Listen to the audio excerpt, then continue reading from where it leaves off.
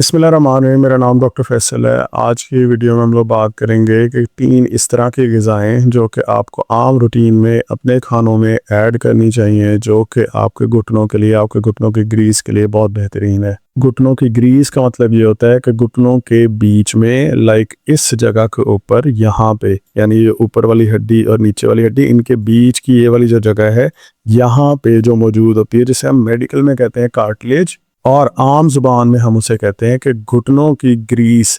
इसकी अगर कमी हो जाए ना, तो इसी की वजह से हमारे घुटनों में दर्दें होती हैं, घुटनों में अकड़ाव होता है, घुटनों में सोजिश होती है। और इसके अलावा जब ये मसला हो जाए, फिर हम अपना जब घुटनों का एक्सरे करवाते हैं, तो हमारा एक्सरे कुछ इस तरह का आ जाता है कि हमारे घुटनों के बीच में स्पेस ख़त्म हो जाती है, खला ख़त्म हो जाता है। नॉर्मल रूटीन के अंदर हम अपने जब एक्सरे करवाते हैं और हमारे घुटनों की जब ग्रीस ठीक होती है, तो ये खला होता है, नॉर्मल जॉइंट स्पेस होती है, जोड़ों के बीच में जो खला है ये नॉर्मल होता है।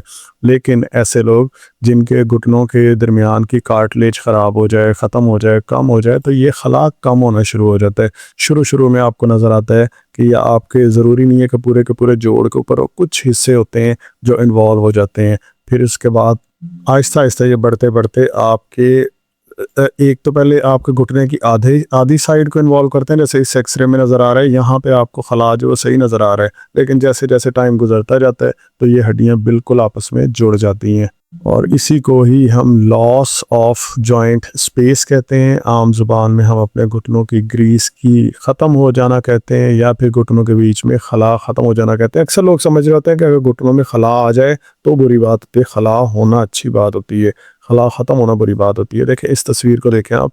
अब ये जो घुटना है, इसकी आधे साइड की ग्रीस ख़राब हो चुकी है। ये जो आपको ये सफ़ेद सफ़ेद नज़र आ रहा है ना, इसे हम कार्टिलेज कहते हैं, और यही वो कार्टिलेज है जिसे हम आम ज़ुबान में घुटनों की ग्रीस कहते हैं। तो अब इस तस्वीर में अगर आप देखें, तो आपके आधे घुटने की ग्रीस या कार्टिलेज यहाँ पे कम हो चुकी है। अच्छा, जब ये कम हो जाती है ना, तो होता ये है कि मूवमेंट में, नॉर्मल रूटीन में हम देखें ना, तो हमारा घुटना इस तरह से हिल रहा होता है। ये घुटनों की ग्रीस बिल्कुल ठीक ठाक है। यहाँ पे आप देख रहे हैं वाइट कलर की जो नज़र आ रही है, ये बेसिकली वाइट कलर नहीं होता, लेकिन आपको समझाने के लिए, ये डेमोन्स्ट्रेशन के लिए इन एनिमेशंस के अंदर इस तरह का कलर ऐड किया हुआ, ताकि हम हड्डी और कार्टिलेज के बीच में डिफ्रेंशिएट कर सकें कि कौन सा हिस्सा हमारा ग्रीस का है या कार्टिलेज का, और कौन सा हिस्सा हमारा हड्डी का है।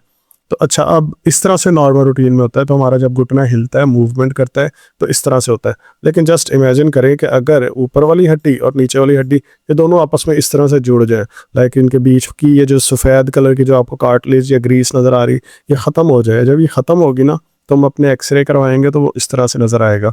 एक्सरे के बीच में, यानी कि जोड़ों के बीच में स्पेस ख़त्म हो जाएगी, खला ख़त्म हो जाएगी। तो फिर क्या होगा?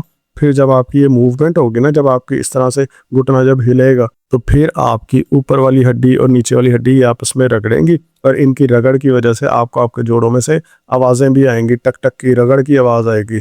अच्छा, अब कुछ लोगों के अंदर ना ये रगड़ की आवाज़ होती है बहुत थोड़ी सी, और कुछ लोगों में बहुत ज़्यादा होती है।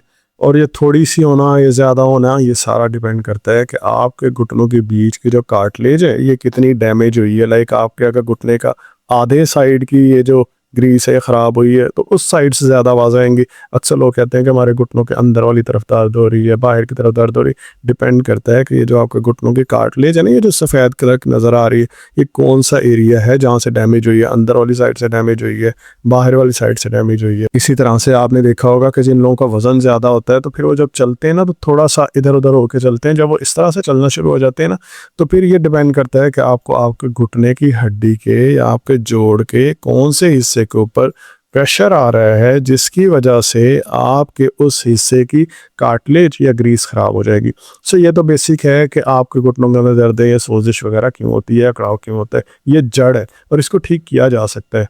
अब इसके लिए लोग क्या करते हैं? इसके लिए लोग ये करते हैं कि एनसेड दवाइयाँ, जो पेन किलर दवाइयाँ ना, जिसमें हमारे पास डिफरेंट न्यूरल फूड्स हैं, टॉक्सिन्स हैं, ये एक मोटी कैटेगरी होती है दवाइयों की। जैसे किसी को अगर बुखार हो, तो हम एंटीबायोटिक देते हैं, उसमें सारी दवाइयाँ आ जाती हैं, ऑगमेंटन आ जाती है, एमॉक्सिसिलिन है, पेनिसिलिन है, इतनी सारी एंटीबायोटिक्स आ जाती हैं। इसी तरह से जो दर्द की दवाइयाँ होती हैं ना, उनमें जो बेसिक कैटेगरी होती है, उसे हम एनसेड्स कहते हैं। अच्छा, लोग ना ये दवाइयाँ खाते रहते हैं, एनसेड कैटेगरी की जो दवाइयाँ होती हैं, लेकिन ये हल नहीं है। ये हल क्यों नहीं है? क्योंकि ये आपकी दर्द तो ठीक कर देगी, लेकिन जो यहाँ पे इधर तबाही हो चुकी है, जो आपकी कार्टिलेज ख़राब हो चुकी है, ये कैसे ठीक होगी? इसे ठीक करने के लिए ना मैं आपको 3 इस तरह की चीज़ें बताऊंगा जो कि आपने घर में करनी है। जो सबसे पहली चीज़ है ना, वो चीज़ है कि हमने ना अपने इस कार्टिलेज के ऊपर फुल ध्यान देने की बजाय इसके ऊपर और नीचे जो पट्टे लगे हुए हैं ना, जो हमारे घुटने के इर्द गिर्द पट्टे लगे होते हैं, इनको पहले ताकतवर करना है। जब हम इन्हें ताकतवर कर लेंगे, हमारे घुटनों की ग्रीस के ऊपर प्रेशर आना कम हो जाएगा। अब जब हमने इससे ताकतवर करना है ना, उसका बेहतरीन तरीका ये है कि आप मैग्नीशियम का ज़्यादा इंटेक करें। मैग्नीशियम आपके पट्टों के लिए बहुत ज़्यादा ज़रूरी होता है। जैसे कैल्शियम आपकी हड्डियों के लिए ज़रूरी होता है, जैसे मैग्नीशियम आपके पट्टों के लिए ज़रूरी होता है। और ये सबसे ज़्यादा और ईजिली मिल सकता है आपको कद्दू के बीज में से। कद्दू के बीज को रोस्ट करके रखें और आम रूटीन में डेली रूटीन के अंदर आपने आधे चम्मच से ज़्यादा इस्तेमाल नहीं करने, आम रूटीन में खाते पीते रहें। इससे आपकी मैग्नीशियम का इंटेक सही हो जाएगा। नंबर 2, आपके घुटनों के अंदर जब कार्टिलेज का मसला होता है ना, तो घुटनों में सोजिश होती है। तो जब सोजिश हो जाए ना, तो सोजिश का बेहतरीन हल ये है कि आप एंटी इन्फ्लेमेटरी चीज़ें लें। एंटी इन्फ्लेमेटरी में सबसे टॉप पे और बेहतरीन है कि आप फ्लैक्स सीड्स का इस्तेमाल करें, जिसे हम अलसी के बीज कहते हैं।